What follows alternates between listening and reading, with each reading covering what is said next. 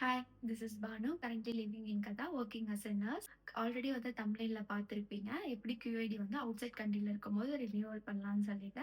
So மொக்க பண்ணாம டைரக்ட்டா டாபிக்குள்ள போலாம். பேசிக்கா வந்து QID வந்து ரினியூவல் பண்ணும்போது நீங்க பிசிக்கலி வந்து கத்தார்ல வந்து பிரசன்ட் ஆயிருக்கணும். இதுதான் வந்து நார்மல் ப்ரொசீஜர். இப்போ நம்ம 3 சினாரியோ வச்சு பார்க்கலாம். சினாரியோ 1 வந்து இந்த கத்தார் ரெசிடென்சியா இருக்கீங்க. உங்க QID வந்து ஆல்ரெடி எக்ஸ்பயர் ஆயிடுச்சு. ஆனா நீங்க QID வந்து சிஸ்டத்துல வந்து ஆல்ரெடி அப்டேட் பண்ணிட்டீங்க. ஆனா பிசிக்கல் கார்டு இன்னும் உங்க கையில வரல.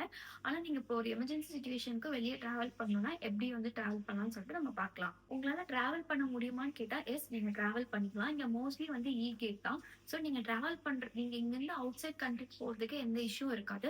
பட் நீங்க ஒன்ஸ் உள்ள கத்தாருக்கு என்ட்ரி ஆகணும் அப்படின்னா மோஸ்ட் ஆஃப் தி ஏர்லைன் வந்து பிசிக்கல் கார்டு வந்து கேட்பாங்க.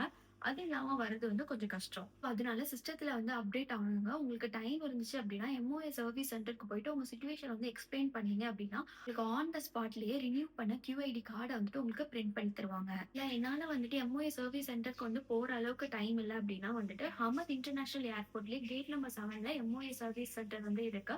ஸோ நீங்க அங்க போய் வந்து செக் பண்ணி பாருங்க. டைம்ஸ் வந்து உங்க QID வந்து எம்ஓஏ சர்வீஸ்ல வந்து பிரிண்ட் பண்ண முடியல அப்படின்னா வந்துட்டு உங்க கொலீக்ஸ் யாரையாச்சும் வந்து கலெக்ட் பண்ண சொல்லி கொரியர் அனுப்பிவிட சொல்லி கலெக்ட் பண்ணிக்கலாம். அப்படி இல்லைன்னா யாராவது இந்தியாவுக்கு டிராவல் பண்றாங்கன்னா அவங்க கிட்ட கொடுத்து விட்டு நீங்க டைரக்டா வந்து கூட கலெக்ட் பண்ணிக்கலாம் அதை.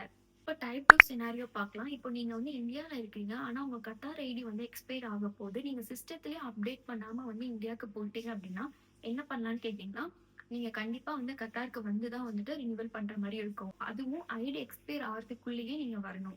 டைப் 3 சினாரியோ வந்து பார்க்கலாம். இப்போ நீங்க வந்து இந்தியால வந்து இருக்கீங்க. உங்க QID வந்து ஆல்ரெடி வந்து எக்ஸ்பயர் ஆயிடுச்சு. சிஸ்டத்துல நீங்க அப்டேட் பண்ணல அப்படின்னா என்ன பண்ணலாம்னா இந்த கேஸ்ல உங்க ஸ்பான்சர் அதாவது உங்க எம்ப்ளாயர் வந்து உங்களுக்கு ரிட்டர்ன் விசா இல்லைன்னா ரிட்டர்ன் பெர்மிட் வந்துட்டு அப்ளை பண்ணும் த்ரூ மெட்ராஸ்ட்ரூ ஆப் மூலியமா இல்லைன்னா எம்ஓஐ போர்ட்டல் மூலியமா. அப்ரூவலுக்கு எவ்வளோ நாள் ஆகும்னு கேட்டிங்க அப்படின்னா 1 to 2 ஒர்க்கிங் டேஸ் ஆகும். நீங்க இஷ்யூ பண்ண டேட்ல இருந்து.